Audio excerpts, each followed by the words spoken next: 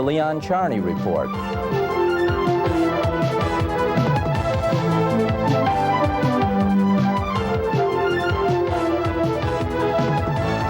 And now, here is your host, Leon Charney.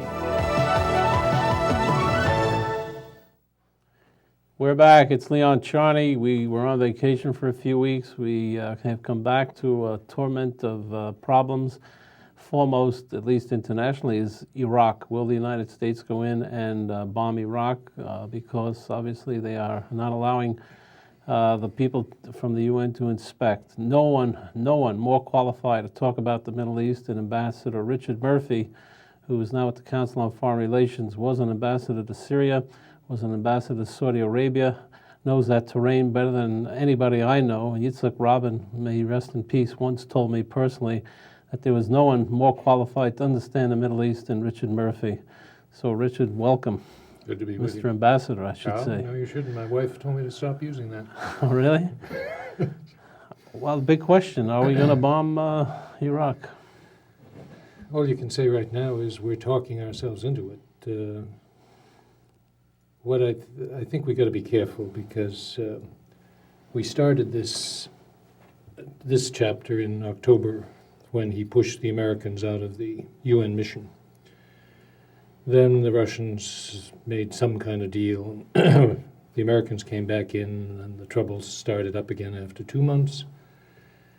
And now he says we can't inspect, the UN can't inspect those presidential sites, 60-odd sites. At least one of them is as big as the District of Columbia. And according to the reports, it's in those sites that the inspectors have come to think there are some stocks of chemical and biological warfare weapons. But we've said something which I don't think we're ready to do, which is that we were going to deny him weapons of mass destruction. If you're going to deny weapons of mass destruction, you're going to have to land the U.S. Army and the Marines and as many allies as possible in there and carry out a search and destroy. You're not going to destroy those stocks by bombs or missiles. And as far as I can see, that's all the administration is preparing to do, is use the Air Force and missiles. So you think we need land forces if we're going to do a real job now? If you're going to do that, you're going to need land forces. You can do other things, but you've got to readjust your sights, your strategy, to fit, shall we say, fit the political will behind it. Now, I don't think the Congress, or I don't think the public is prepared to see the American Army go in and turn into an occupying force there. And I don't know of any other country that's ready to join us if we did decide to go in. Britain? Except maybe Britain, but that's not going to be a major assist. And I mean, it's good to have an ally, but they wouldn't field a large number. All right, what's the story behind Saddam Hussein? What is he really trying to do? Is he trying to rally and become the leader of the Arab people? Oh, I think that's always been his idea. He felt he was, very special, and before he got bogged down in the war with Iran from 1980 to 88, his country was coming up in the world. He was making almost gifts of oil to a number of third world countries. Stay with us, we Iraqis will take care of you. And then he blew it. He made that mistake, invaded Iran, and got bogged down in trench warfare, just like the First World War. And thinking that he'd learned a lesson, everybody said he was going to be a new man when he came out of that war, and 2 years later, after the ceasefire, he invades Kuwait. He didn't learn. Have you ever met him? Yeah. Does he speak English? He didn't. I don't know if he has. He may understand some. But he spent one of the problems is he spent practically no time outside of Iraq, outside of the Arab world. He was a political refugee in Egypt for a few years. But he used an interpreter, and he isn't what I'd say the warmest, most charming personality I've ever dealt with. Are the people around him clever, Aziz and the rest of these? Well, Aziz, you've seen in living color these last weeks, all over the television, the radio. Aziz is a superb pleader of a rotten case. He's great. Talented. He's talented to explain what Iraq ought to have. And He throws a great fit of indignation about the way Iraq is being misunderstood and mistreated by the world, and particularly by the United States. But Aziz may be one of the very few that ever gets physically close to Saddam, but I don't know how much Saddam listens to his advice, except he's let him go on representing the country abroad. The people of Iraq, I mean, they're obviously suffering. They're not getting medical supplies. Probably there's food shortages there. How do you overcome that? Are we, as humanitarian people, are we supposed to forget the fact that the ruler is a despot, and we're supposed to help these people? Where are we emotionally with something like that? Well, we're not in a very good position because we did push. A few months after the war, we pushed to get a certain amount of his oil sold for food and medicine. And he resisted that for 5 years. He accepted it in '96, and for about a year, 15 months now, the UN has been clunking along with a contracting and monitoring the distribution of the food and medicine. Now, it hasn't gone nearly as well as it ought to. I mean, if there's any country in the world that ought to be able to get an emergency food and medical relief program underway, it's the United States. We've had the experience, but somehow we got wrapped up in procedures at the UN. It wasn't a question of opposing the program. We wanted it, but it took months to get anything delivered. And of course, he doesn't like it because for him to have the UN sitting on his head, taking the money from the oil sales and using some of it for reparations and some of it for food and medicine. Monitoring it. He doesn't get his hands on it. Now, the Secretary General, Kofi Annan, has just recommended that amount be doubled. It was $2 billion every 6 months, and I think it's to go up to something like $5 billion. Fine, we'll support that, but we want the UN still to control. But what we've got to do is make a more workable system, because we stand accused, unfairly, but that's the way it's gone, of starving the kids, forcing the mothers into prostitution. These charges are all over the Arab world now. And you've seen the reports about the middle class selling their books, selling their furniture. The Iraqi dinar used to be worth $1 dinar for $3 US, something like 4,000 to the dollar now. I mean, It's unbelievable. It's insane. So he has absolutely no feeling for his people, and he's a despot and he's a dictator. How does a man like that get removed? And the second question is, if you know, Richard, maybe you do, why Bush really didn't take him out? And there may be a story that we don't know about. He goes out feet first whenever it happens, but he may die in bed. And we've been indulging in wishful thinking about him ever since the war, since '91. There wasn't anybody in Washington that didn't think, and I mean, I shared it. I had left the government before that, but everybody assumed he had been so humiliated, his army had been so whipped, that they would rise against him and get rid of him. And they gave him 6 weeks, 6 months at the outside. So here we are 7 years later. We misjudged. We miscalculated. Why President Bush stopped, I think he said that he had put that coalition together, which was in itself a real achievement, on the basis that it was to get Iraq out of Kuwait and not to go to Baghdad. Now, he's blamed for that, and I hear some of the generals that fought in the war saying, well, the president made a terrible mistake, we could have gone, we could have done it. I suppose we could have, but we took a few dozen casualties from a missile, as I recall it, in '91. You would have had to count on a lot of bloodshed in the streets of Baghdad. A lot of American loss of life. Yeah, because he never committed his frontline troops to the war. They I was was circling Baghdad. We were there with this show, and the air when we woke up in Bahrain was all black in the morning. You know how sunny Bahrain is. Okay. So just to keep troops there and to inhale that smut and smoke would have been horrible also, which people don't even take into account.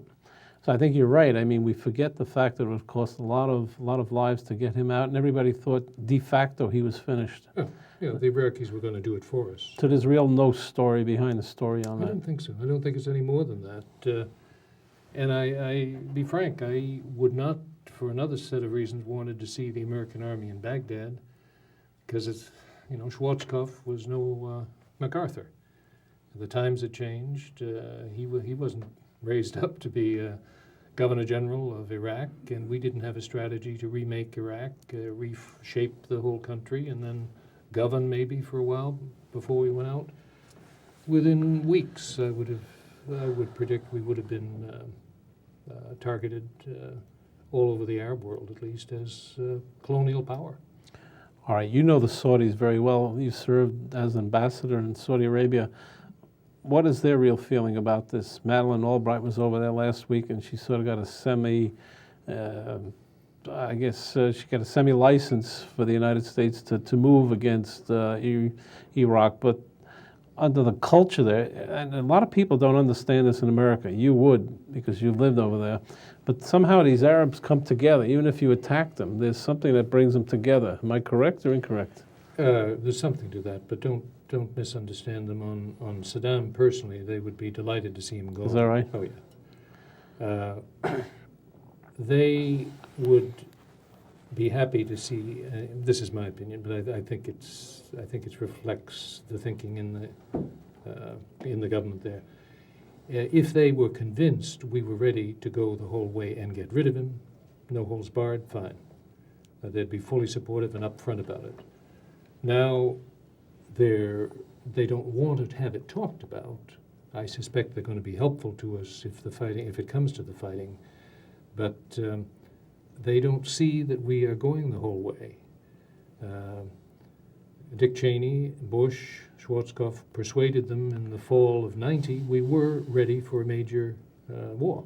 I mean, we sent 500,000 Americans and major units, Air Force, Navy, Army, Marines. That's a good point, but today we're just talking Air Force. Just Air Force. And so why have a half commitment and then have the problem of a lot of Arabs going against you because you really haven't done anything? Because you haven't done anything, and you're going to have the photos of the mangled kids who were sent out to help defend the sites sent by the government. That's a good point. And then Al-Haram will show the pictures, or the New York Times are going to show the pictures, and that's going to have an effect on our public. And CNN too. Yeah.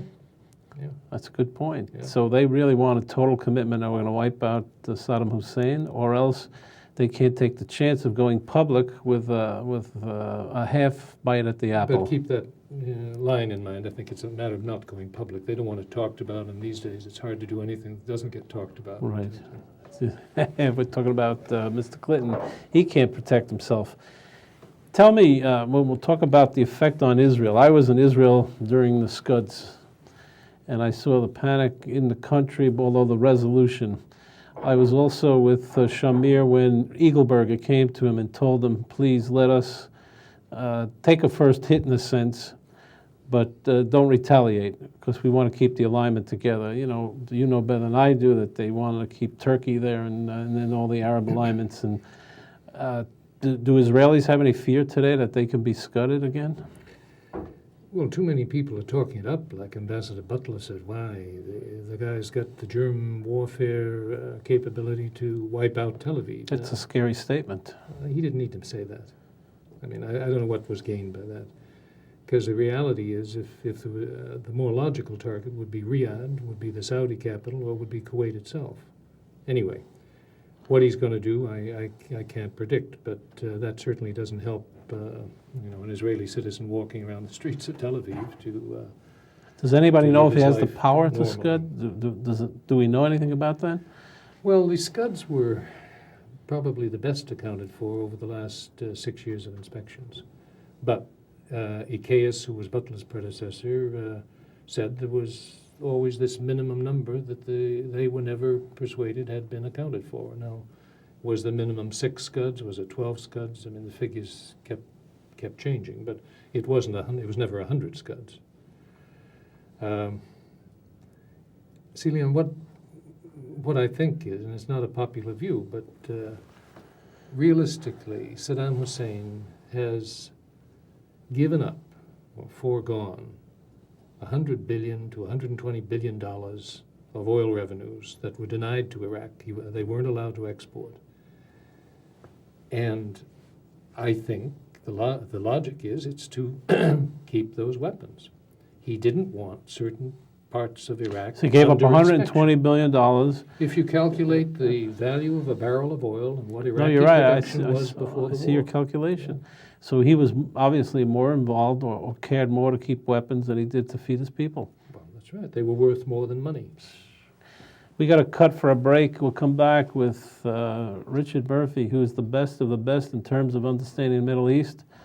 And it's a pleasure to have you here, by the way. And let's hope we can get some glimmer of hope as to what's going on. We'll talk about the Middle East peace process, Bibi Netanyahu, where he served also as a special Middle East negotiator. Boy, we've had a line of those people, but he was the best. We'll be right back. We're back. We're discussing the Middle East with no one better qualified to do it. Ambassador Richard Murphy, former ambassador to Syria, former ambassador to Saudi Arabia, ambassador at large to the Middle East. I mean, he knows the area, and we're talking about it in very concentrated discussion. I don't think you're going to find this many places. Do we have a policy in Iraq today? Well, I think what we've got to do is look at our stated policy and say, come on, we're not ready to do that, which is to deny him these weapon stocks. We're not ready to put the troops in.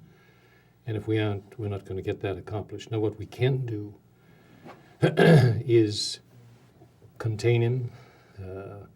We can work to keep, in effect, the control on his finances through the UN system, to deny him this dual-use technology, that he doesn't get to import that.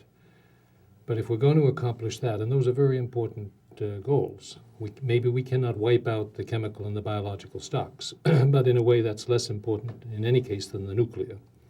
And that we can monitor very well, even if the monitors themselves are thrown out of the country, that we can track. But what we have to do is scale down our goals to contain him, and we have to pay more attention to those who started to stray from the reservation in the Security Council, the French, the Russians, and the Chinese. By the way, did you hear that remark of Yeltsin today? That if Clinton went in and bombed Iraq, it's the beginning of the Third World War? Well, it shows you he's under some pressure himself. He's in also under Moscow. pills. Yeah. Well, maybe, but he's also got this character Zhirinovsky at his elbow saying, hey, be a real Russian, stand up and It's face true. those It's a political Americans statement, down. obviously. Yeah. So you say that this policy of containment might be able to at least help us keep a control over the guy, but Keep it a won't be control, absolute. But you need the help of all the other countries, don't you? For that monitoring and to keep the sanctions in rough shape, at least, yeah, you need their help. What they need is money. The Russians are owed $7 billion by the Iraqis for military supplies they bought before the war. The French have a debt which is probably at least that large. So if the amount of oil sold is enlarged, So they get repaid. some of their debts can be settled. That'll make them a little easier sticking with us. And what we have to do is stop saying, it's a wonderful sentence, sounds great on the airwaves, that he has to implement all relevant resolutions. For him to implement all the resolutions that were passed about Iraq would be suicide. And if one thing I know he isn't, he's not suicidal. That's He is for a sure. survivor. So let's go back to the common interpretation that everybody shares, that when the day comes that he has convinced the UN that he's disposed of all those stocks, then the oil embargo is lifted. Now, I don't think he's going to get to that point. But by saying that, by adopting that as our position, that puts us on the same ground that the French, the Russians, and the others are today. Rich, you have colleagues in France and Russia. I mean, you talk to these people, I'm sure, all the time, and you trade with the intellectuals at least, the people involved in the peace institutes and all that. Do they care? The Russians care whatsoever about Iraq except to get repaid? The leadership, I think, cares about getting repaid, and some of them care about regaining the role that Russia had as a Prominence? Soviet Union. The big men, Primakov style. Primakov style, and Zhirinovsky, and I mean, it's infectious. Yeah, there were some golden days. Primakov was a golden boy in the Middle East for a while. I mean, it was his province. He was the head of the KGB for the Middle East. Did you meet him? Yeah, he's Tough guy. Central casting. Good speaker in English, though. Very good. He was trained well. Yeah. I met him. Yeah. But a very tough guy. Oh, yeah. He wants to build Russia up. But Russia's broke, are they not? Well, that's it. He doesn't have the foundation to build on. So, in part of this is bluff, but it's a real pressure on the leadership to show that they can still play a great power role. Now, they don't have the wherewithal, but in Iraq they have an old client, a very old relationship, and maybe they can bring something off. I mean, the bombers haven't started their runs yet. Let's see if the Russians can produce something. Do you remember when Menachem Begin bombed Iraq? Yeah, The nuclear? the Osiris Right. reactor. Where were you then? That was in 79, I think. I was in East Asia then, in the Oh, Philippines. so you're on the other Yeah, I side. was on the You other were side. buying shoes with Imelda Marcus. Well, whatever. You weren't buying them. Whatever. You were looking at them. The peace treaty, Oslo. I'm sure you follow that. It's a mess, I understand, today. It is. Nothing's happened since the Hebron Agreement, really, Hebron. except troubles. Yeah. Yeah. Bibi Netanyahu. Well, he never liked Oslo, and he's made that plain. He criticized it as a campaigner, and he's been very critical of it ever since. The Palestinians are persuaded that he's out to destroy it. He hasn't said he wants to destroy it, but he's putting the burden on the position that Palestinians have to reciprocate by preserving security if he's to do something in terms of withdrawal. The formula makes sense. Some of his own security officers have been increasingly pleased by the cooperation that the Palestinians have given, but nothing's good enough yet. So he's sticking to that position. They haven't performed.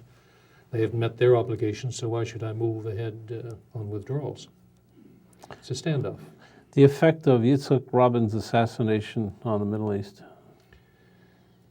Totally negative. Terrible. All over the landscape. You knew him very well, Rabin. Fairly, I know. And where were you when he died? I was in New York. Do you remember his funeral? Yeah. The way all these Arab, King Hussein of Jordan spoke, and even Mubarak, it was unbelievable. We really thought that somehow everyone was brought together in the Middle East at that point. They'd come to trust him. And they had put aside, the assumption that all Israelis were alike, all Israel wants is to expand, and will never honor an agreement. And they found in Rabin a man who honored his agreement. He didn't give things willingly. He was a very tough negotiator, but he stuck by his word. And that's what they say is missing today. Shimon Peres, could he help? Or he doesn't have the backing. By the way, I announced on this show last week that Peres probably will run for prime minister again under an independent line. He will gather 50,000 signatures, and he will run against whoever runs. Well, according to our people, Rani Milot, the mayor of Tel Aviv, will also run, and so you may have 4 people running for the prime ministership of Israel, which should make it interesting. But Shimon, what can he do if he doesn't have the backing? I mean, he can think, and he has great ideas, and his idea is to make an economic union out of the whole Middle East. I'm sure you know this. Yeah. That's a little tough right now, isn't it? It is tough. Look at the problem of getting the Arabs to come to the Doha Economic Conference. Right. That was the 4th in 4 years. And the Egyptians didn't come, the Saudis didn't come. There were a lot of countries that wouldn't show up because they felt that there was no progress on the political side, so why should they pretend that everything was going to be all right if they cooperated in the economic and commercial side? Yeah, it's a tough moment. It's a pretty bleak moment. Very tough. We've had them in the past. I guess we'll all survive it. If you lived in Syria for a while, you've seen bleakness too. Tell me a little bit about Assad. Jimmy Carter has called him the smartest of all the Middle East leaders. Would you concur with that? I think he's got a very good grasp on strategy for Syria. And on his personal, the way he conducts himself personally is he's a listener. Saddam is not a listener. A number of them don't listen. He listens. The power is highly centralized, and all domestic decisions, all foreign policy decisions have to come into his office. So it doesn't make for a very dynamic administration when the boss has to decide everything. But that's the way he likes it. That's the way he's built it over the years. But from after the early days when he was challenged by the Islamic extreme, and he shelled his own city in Hama. He destroyed it. He wiped it He out. destroyed about a third of it, yeah. There hasn't been that much bloodshed in Syria. There really, he's built a position of unchallenged authority in his own country, but the police hand is lighter than it was. I was there with President Clinton when he visited Assad with our show, and he has this gargantuan palace that he built on the hill. I don't know if it was there when you were there. They were building it. But the room, the conference room, is bigger than a football field. It's just marble and isolated. It's a beautiful place. But I had the feeling that Assad wasn't that overwhelmed by the fact that the U.S. president was there. And I remember Dennis Ross coming over to me and saying to me, Leon, you know, you've been an old hand at this Middle East stuff. Try to tell the guys on the plane that it wasn't a failure. You know, the summit between the two of them. I says, Dennis, you know, I don't control the press. Guys like Britt Hume and I think Brian Williams, they were all on a trip ready to stab, to say, you know, the way the press is. I mean, they just ready to stab at you. Replay. But if you wanted to see Assad as the American ambassador, was it always available? He was, but I mean, I was there in the days we were just resuming relations. Nixon and Kissinger had been there in June '74. I got there in August, and relations had been cut for 7 years after the June War. So it was kind of a honeymoon period. They thought after the first pullback on the Golan that the Nixon administration was going to get further negotiations going. They'd start to get the whole Golan back. Well, that never happened. But all the time I was there, and that was the period when they moved their troops into Lebanon, at the worst part of the Lebanese Civil War. He was very accessible because he was hoping for a better relationship with us, and he needed us to help explain his policy to the Israelis that when he went into Lebanon, it wasn't the first step to attack Israel. Do you believe that Yitzhak Rabin had a secret understanding with the Syrians? You know the story. No, he wished he had. He didn't? No, I don't think No, so. that's important to know. I don't think, well, I mean, I can't swear to it, but I thought he was speaking in total sincerity when he said at one of our meetings that in front of his staff that, you know, he would really love to get up to Damascus and meet Assad and start talks with the Syrians. And I said, well, that I can arrange. I can't get you back to the defense ministry, which was where he was at that point. He said, well, be surprised how many guys in this room would be very pleased with that. You think, you know, Assad wouldn't meet with an Israeli? No. Weitzman invited him a couple of months ago. Assad thinks that what Sadat did was theatrics and he's just not going to behave that way. He wants to be sure that there's a deal, that the end is guaranteed, and how long it takes to get to the end, as long as they agree, Israel and Syria. He doesn't care about how long it takes, but he doesn't want to play a personality game, and he does not appreciate the impact that Sadat had, of course, on the Israeli public by getting on his plane and flying to Jerusalem. All right, Richard, we got about a minute. Explain to me, if you can, is Mubarak afraid of Assad or Assad afraid of Mubarak? No. Mubarak sees himself as president of Egypt, as the natural leader of the Arab world. No, he doesn't. Okay. King Hussein of Jordan, is he fearful of Syria? Not these days. I think there was a lot of tension in the past That's what I between thought. the two, but not now, no. There's not been any push against Hussein for a good many years. Any chance that Saddam Hussein and Syria and Iraq would get together and form some kind? They hate each other. They don't. I know the Turks don't like the Syrians either. Yeah. So they're pretty isolated, the Syrians, aren't they? But they're convinced they're right, which makes it easy for them to accept. What supports them now that Russia is poor? Well, they've got water, they've got good land, they've got industrious people, and they have some oil. They're producing about 600,000 barrels of oil a day. But that's that's dwindling, that's dropping. So the hope is that peace would come and they would open up, loosen up economically, and they've got, in human terms, some of the shrewdest businessmen in the world. They're every bit as good as, for instance, the Lebanese in the neighborhood. All right, last question. Your read on Mr. Arafat. First of all, is he sick now? People say it's Parkinson's. I haven't seen him for about a year. I was in Gaza last spring. He looked very tired then, and talks were already going nowhere. But I didn't notice anything special at that time. There's been a lot of talk about doesn't have the strength and the bounce that he once did. But he's late 60, 68 now. Yeah.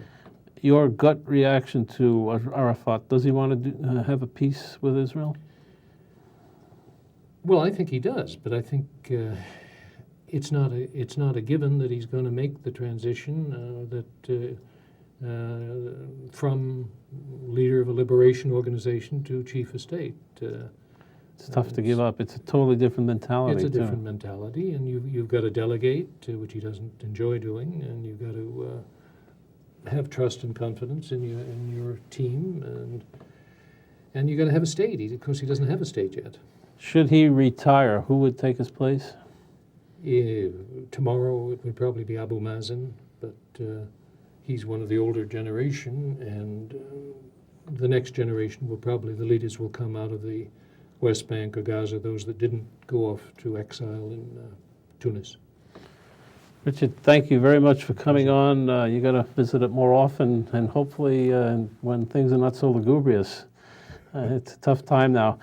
We'll come back and we'll bring you Pat Cooper, who will give you an analysis of Mona Lewinsky and President Clinton and George Stephanopoulos and the media. So stay tuned. And this is real insightful from Pat Cooper. He's very serious tonight. He wore his suit. There are two issues on everyone's mind today. One has been covered brilliantly by Ambassador Richard Murphy. That's whether the United States is going into Iraq. And the other is President Clinton and his problems with Monica Lewinsky, not Mona. I'm sorry, I mispronounced the name. And who better to talk about that in a very serious vein is Pat Cooper, the eminent philosopher of life. Pat, first of all, is President Clinton. Well, I defended him very strongly last week. You're supposed to defend him. He's our president. He's a scholar. He's a smart man, and he wants things to be right. And I don't know why we got to question him. So he had a side order. Who cares? Who cares? If he has a full order, then you got a problem. But you see, the society of our country today, Leon, is such frightening. And let me give you a point. I don't know Sandra Bernhardt personally. I don't dislike her. But all of a sudden she's on Letterman, and they want to know if she's pregnant. Then she goes on Stein. Is she pregnant? I'm going, the world is falling apart, and we're worried about this girl if she's pregnant or not. There are more serious things to be worried. That's not entertainment. If I want to sit and watch Letterman, I want to be entertained. I'm not interested if she's going out with a girl or going out with a guy. That's what's wrong with this country. We're putting our priorities in the wrong place. Our priorities right now is where we're going in this planet. I got grandkids, 2 and 1. I'm scared. What the hell is going on? What's happened to common sense? Everybody's negotiating. We send no disrespect to the ambassador. Send another ambassador. He sends an ambassador. We have ambassador for ambassador. And nobody's saying nothing. No one's saying nothing. We got to sit down and say, wait a minute. You look at Algeria, they're chopping children up. I never heard, what is this? Are we getting better or going backwards? How can you hurt a child? How can an innocent person, how can you want to bomb Israel? For what? Because they did? I said it before on your show. Give Israel Utah. This way they're here. Why do they want to have to worry about them over there? Let the Palestinians get that thing. Give them Utah. Give them Rhode Island. We got 50 states. Give them a state. So we only got 49. Of course that's humor what I'm saying. But I'm bringing the point out. Why can't we get together? What with the Arabs? I hate the Jews hate this. The Italians like this. It's a terrible thing. It's terrible. All right. I was in Washington when President Nixon went down. I was in the Senate. I was working as counsel to a U.S. senator, and the country was pretty upset that a president went down and was about to be impeached. Liz Holtzman, who was on the show last week, told us and was on the impeachment committee, the Watergate committee, told us the bill of particulars against Nixon was horrendous. But that dealt with really the usurping of power by Nixon, abuse of power, constitutional power.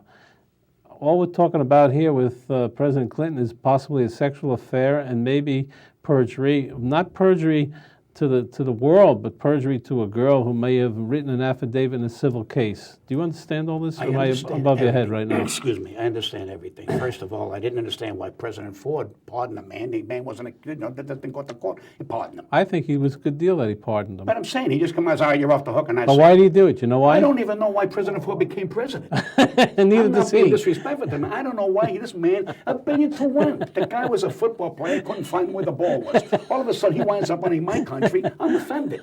We need geniuses in there. He's no genius. Guy can't find the ball on a golf course. He's running big affairs. That's why he blew the election.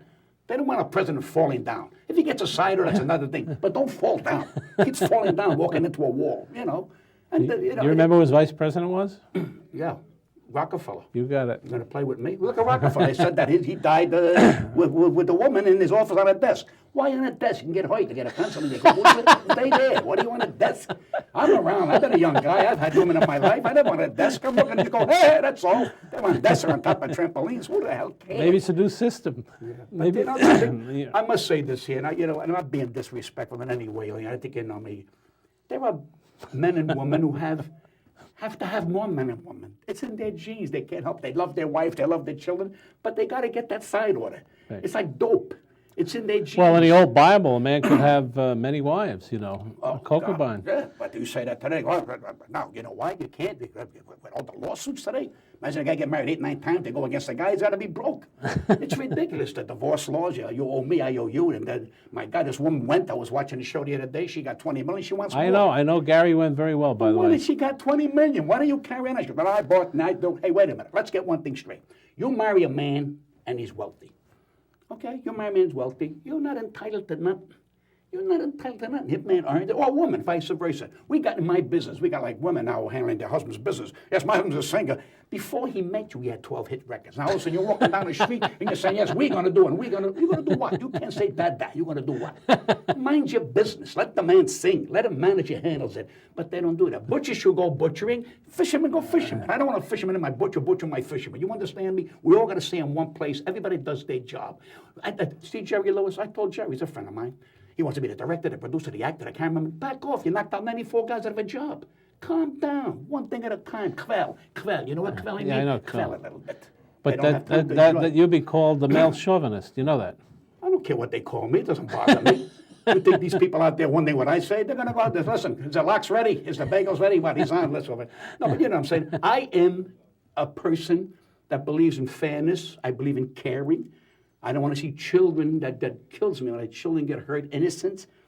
I believe in education. I don't have any, but I admire those who have. And I respect. But today, when you respect, they think you're weak. And it's very sad. Or if you turn around and say, hey, gee, you look wonderful. What do you mean by that remark? I go, I don't mean nothing. I just want to say you look wonderful. What do you mean by that remark? Hey, harassment. Harass what? Years ago, you took a girl out, you wooed her. You wooed her. You asked the father's permission, you're going to take your girl. Might be your daughter out. Yes, what's respect? You was in a hallway, you got a kiss. You took her to a movie for 50 cents. You look, I spent a half an hour. Can I get a little kiss? And then there was a speech. I don't know, my father's upstairs, my mother's over here. It was a little calm, a little nice. We had more respect, more dignity. You asked people. You saw a woman with a package. You picked that package up and you helped her across the street. Today, it's robbery. Robbery. You try to help a woman and go, wait. Well, but look at the shows. Jenny Jones. Jerry Springer is doing it. Jerry Springer, he's selling tapes, but the public are buying it. He's beating Oprah Winfrey. He's beating Oprah Winfrey. Really? He's got a little more brains in her head than this guy. But this guy's, he's laughing it all the way to the bank. My mother slept with my brother-in-law's cousin, or something. You know something? I really believe a lot of that's a little con job. I can't believe it. He gets them every day. Yeah, that means, if you look at his show, that means the whole country's doing But it's a reflection of society. Oh, tell me about it. Oh, really? Tell me about it. Society? Excuse me? May I? Pardon me? I took my hat off in an elevator with those 3 women. Woman said, you don't impress me. I said, I was trying to be a guy, put the hat back on again. I was just scared. My father always taught me that. Yes, may I? Can I open the door for you? What do you mean by that remark? What do you mean? I said, gee, I'm going to wind up in jail. And when you got a few dollars, you're in trouble. When you're broke, nobody can sue you. You walk around, everybody can drop dead. That's why I don't say nothing, get no money. Many of you say, hell, sue him, he's got money. It's terrible to have money in this country because everybody wants a piece of it and don't want to go to work. That's the whole problem. Look how fast I solved everybody's problems. So let's go back to President Clinton. Yeah. Do you think he'll be impeached? No way. This man, let me tell you about this man, in my opinion. This man got 9 lives. 9. But he's on his 10th now. No. They're not going to impeach. That's a vicious word, impeach. They're not going to impeach. He's going to 3 years, and then have a library, have a place where there's a zipper, Big have book. a place where there's a shorts, that have a place about a sex life, and and poor Hillary, she's in Switzerland going, Ricola! What is she gonna do? She don't know what to do. This poor woman's going, she's going nowhere. Right, we love each other, we love each other. What's she gonna say to poor woman? My guess is Hillary Clinton will become a senator from Illinois once Clinton is finished. She's gonna become a senator? Yeah, she was born in Why? Illinois. I don't care where she was born. Because When he gets through with her, there's going to be nothing born. They don't want her to be senator. She's going to go somewhere in a flower shop. This woman can forget about it. you believe that? It's over. It's over. Really? I don't think this woman's going to go anywhere. And if this guy gets impeached, like you think is, they all fall down. No, I don't think he's going to get impeached. I don't think so. And I'm very angry. You know what bothers me, and you're going to agree with me? George Stephanopoulos, who was created by President Clinton, has not shown any loyalty. He's the first guy to throw out the concept of resignation. That's right. Leon Panetta, who was the chief of staff, the man you most trusted and close Right. to, People- throws out a great euphemism. If he lied, he should be impeached. He set the whole steam rolling. Oh, you see, the How as an loyalty- Italian do you expect Italian, we a turn around. loyalty? What do you do to guys like that? Well, no. See, listen, there's the overworld and the underworld. I belong to the overworld. I don't get the overworld is that you yell and scream, you don't hurt nobody. The underworld, but the underworld killed the underworld. Then they go and say, let's kill Leon because they don't like his smile. They worked amongst themselves to whack out Charlie, Big Al, my pal Al. They go, where's Al? Is Al around, Al? And they got Al. They go, what's Al do for a living? He says he works in the post office licking stamp. Al. Everybody, all Italians know an Al or a lot of neck movement, You never serve an Italian soup. Never burn it if you, when a guy comes over the house, he got his soup, don't give him the soup, be all over the place. You understand, man? Yeah. Italian people, we want to make love with a mangiare. See, and when Big Al is sitting there, he goes, take care of Tommy, I got to dip the bread in there, dip the bread. Because our national flower is the tomato. You take the tomato away from us, you'll execute every Italian. We must see that tomato. Anyone that was executed Italian, what did you want to eat before he died? I got any pasta? A little side order pasta. You want any clams? No, crustacean. I don't want to get sick. It's crustacean. This is a culture that wants to make love. They want to go on a boat. They want to romance. They want to, they want to give like a sea. It's wonderful culture. We don't want to fight. Even in the Second World War, they were happy to be. They surrendered. They were happy. Where we got to go? My mother used to sew these little blankets around the bag. We were mailing stuff to Italy, and they were supposed to be our enemy during the war. So it was a joke. Nobody believed the Italians wanted to fight the Americans. But that little guy with the boop, but what was Mussolini going to do? What was he going to do? He's stuck. He's trapped. He says, he went in there and he says, you're very listening to what I say, or if I bomb you. And what did they do to Mussolini? They hung him anyway. You understand? They got rid of him out the door because they don't want to remember that no more. Now you go to Italy, my God, it's more beautiful, this, that. They don't want to get involved. And it's a sad state of affairs because we all have to get involved. It's our planet. And if we expect our cultures to come ahead, we better get along with each other. It's going to have no more culture. It was a sad thing yesterday, by the way, the American Air Force plane, that was terrible, a terrible accident in Italy. You know something? It's got to be the fault, the mechanical fault. Somebody's not doing the job. You know, it's terrible. It's absolutely terrible. You have to do the job. You can't go, but think about 150, 20 people on an airplane. I mean, what is it? Hey, I travel all the time on planes. You know, when it gets up off the ground, I say, why is this thing getting off the ground? You know, why? And then I go, why is it landing? And then I'm happy. But it's such a gift that we can fly with tons of metal. What are you looking at? Pay attention to me. Forget him. We'll go on with our I'm paying show. attention to all the metal. I just want to take a break, and we'll come right back, and we'll talk about Pat Cooper's neighbor, Mike Tyson. Oh, I got a big story with him. Looks like he's going to hammer Don King. Never ends. And we'll ask Pat what he thinks Monica Lewinsky will get for a book deal. We'll be right back. We're back. We're talking politics with the inimitable Pat Cooper. And he defends the President of the United States. I love that man. He's my president. Remember that. He's my president. I want people to Monica respect Lewinsky, how much money will she get for a book? that. You know something? I don't know. That's terrible. It becomes such a money thing. Again, the country's in trouble. We got things to do, more important things, and she got to get a book deal. It's terrible. It really is. Do you think Clinton can concentrate on whether to bomb Iraq now? Do you think his mind is clear? I think he's a little off center. I would be off center. I mean it. I would be off center. I think so, Well, I too. look at it my way. My wife finds out that I had a problem, okay? And I come home to eat. She goes, I just cooked for you. Now, I know she's angry at me. I can't eat the macaroni the way I'm supposed to eat it. It takes the edge off. So he's got to have praise.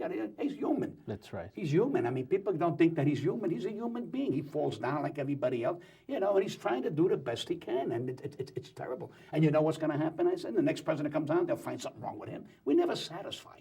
We're never sasatisfied. If we go to war, what kind of war will we have in Iraq? War. It's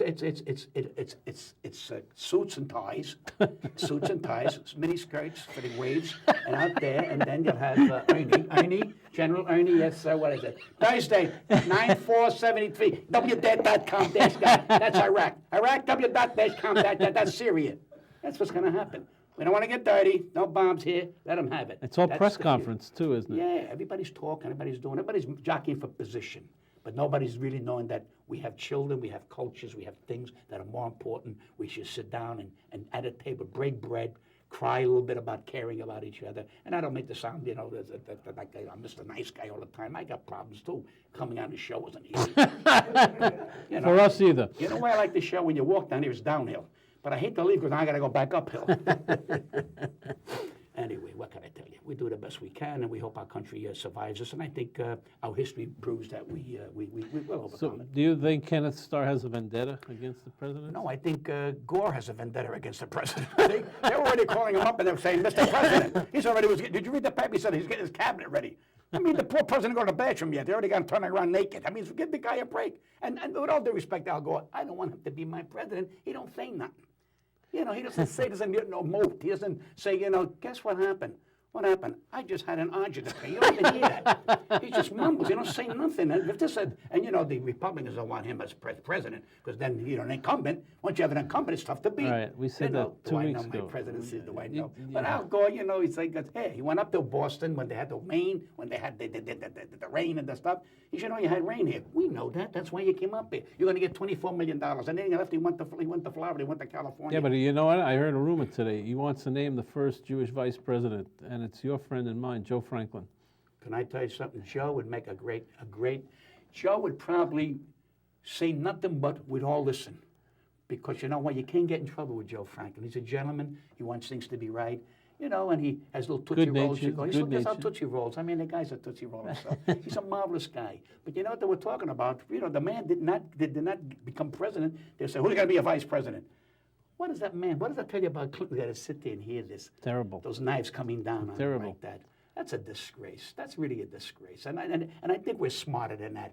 And people around the world are laughing at us. They're laughing at us. Why should? We're the most powerful country on this earth. We don't flaunt it. We really don't flaunt it. We make stupid things bother us. He's our leader. When it turns around, you want to talk about his sex life, after he's finished, he's doing the job. Let's not get more committees, your committee, his committee, my committee. It's ridiculous. Well, I believe the public obviously doesn't want him down because his polls are up, but I think the press has been vicious. And the press has problems. They're fooling around. They got side orders we never hear about. Who's pressing the press? That's right. Let me ask you, who's watching the press to find out what Dan Rand is doing? Let me give you a better one. Joe Klein, who lied to the public about primary colors. He's out now writing columns about how the morality or the president's moral turpitude. The Pope went to Cuba. And they all left because what about President Zipper problem? Right, nobody cared. He's a great man trying to bring some sanity to that country, and they ran away, leave him there. What a disgrace. What does that tell you? All the head honchos, they should have said, wait a minute, stay there. This is a very important thing. The man's speaking. So what does that tell you? It tells us that we're going in the wrong direction and we don't have a hero. Leon, we need a hero. A solid hero that says this is the way it's going to be, and that's it. Joe Franklin for vice president. Well, Joe Franklin would make a great hero. He wears corduroy. At least you know where he's coming down the hallway. So Joe's a good guy. Joe's on from 12 to 5. After that, you go to sleep. He don't bother nobody, Joe. He thinks Al Jolson's coming back, which is wonderful. He's got a great show. He plays the old stuff. And I prefer him than Letterman, wouldn't you? Oh, we've got Letterman beat. You crazy? Yeah. Joe went on at night. Very nice. Now we're going to hear from Cary Grant. We'll go to sleep. He brings back things that people say, well, what a wonderful world it was years ago. We need people like him to write the books of yesteryear. That's true. All right, another big issue, capital punishment. The girl last night that got killed, I tell you right now, the big mistake was she lasted 14 years.